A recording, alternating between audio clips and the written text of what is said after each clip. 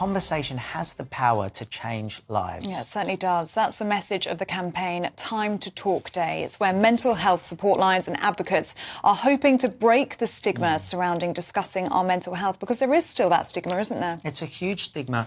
Nearly 2/3 of Brits have said that they wear a brave face to dodge discussions about mental health, which is huge. And a staggering 45% still think it's a taboo subject, even now. Yes. Well, joining us now is author and psychotherapist Lucy Beresford and reality TV star and mental health advocate Frankie Essex. Really good to see you this morning, Lucy and Frankie. Frankie, let's start with you, because I know that this is something that you feel so passionately about, don't you? Yeah, of course. I lost my mum to suicide when I was 13. I didn't actually find out till I was 15 how it actually happened. I was just on the loose, like, looking for answers.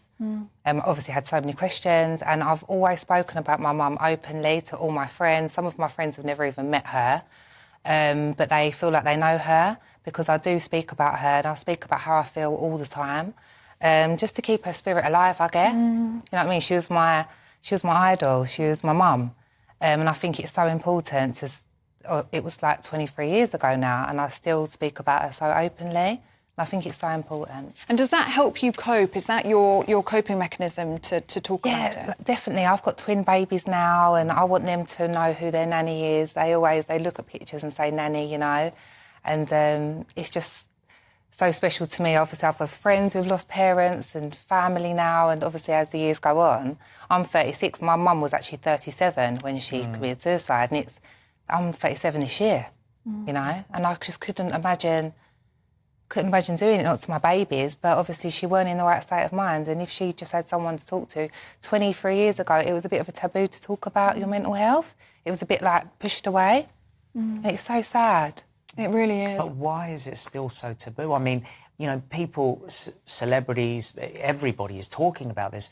Politicians, the royals. I mean, everyone talks about mental health. Why is it still so taboo? I'll ask you. I think it's that we're very scared to be vulnerable. And we also, with the rise of social media and particularly sites like Instagram, which are very visual, and you post things there which give you this impression that I'm leading this incredibly charmed life, everything's going well. Other people might look at that and despair. We call it compare and despair.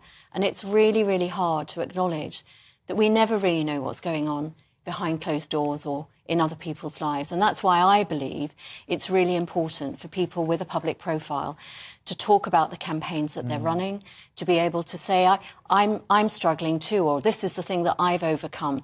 Because we're very imitative creatures, human beings. We learn by copying other people. And if we see amazing people like Frankie, who have come through arguably one of life's greatest traumas, to rebuild her life and actually triumph over adversity, it gives a lot of other people hope. Frankie, going back to you about saying, you know, obviously you're almost at the same age when you lost your mother.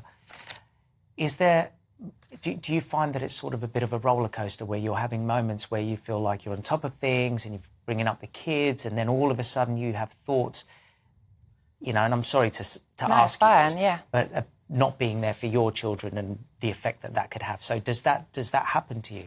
Obviously, like, I have my down days, like everyone does. No one can sit here and say they don't have down days, but, like, even having the twins, we moved into a house we got it to, like, build, and we had two twin babies. Well, he still carried on that build. It was hard in our relationship, myself and my partner, obviously, but I've done everything for them. We both have.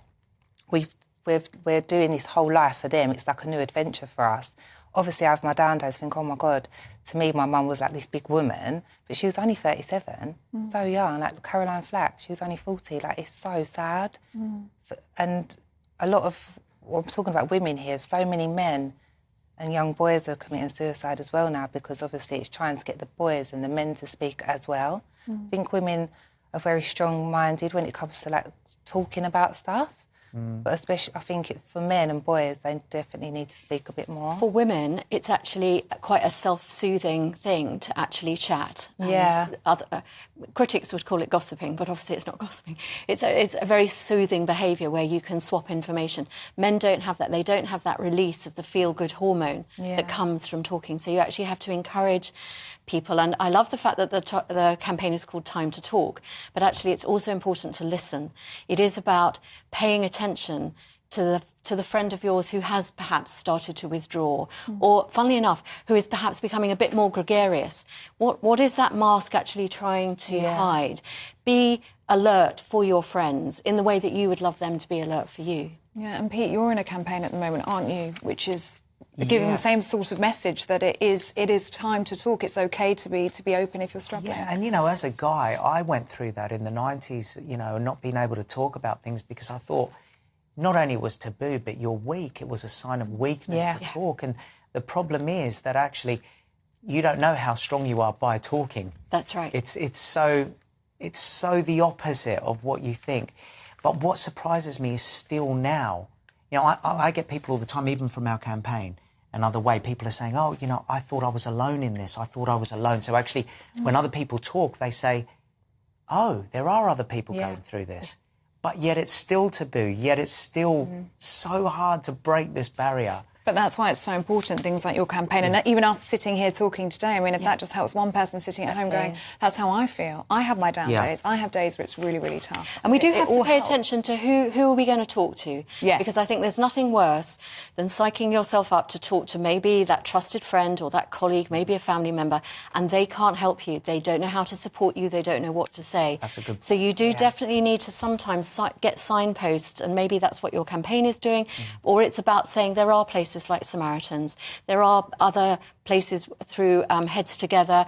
You were talking on the breakfast show, Stephen and Anne were talking to the military people who have also got campaigns around mental health. There are definitely places where you can get heard. And really, irrespective of who we are in life, we just want three things. We want to feel safe, we want to feel loved, but above all, we want to feel heard. So it's behoving on the rest of us to listen a bit more. And don't forget, you can go anonymous. You can ring up anonymously. That's another thing. You don't have to say who you are, and you can just be someone unknown to them and get the help that you need. So it's really, really important to talk, and we really, really appreciate you guys coming on.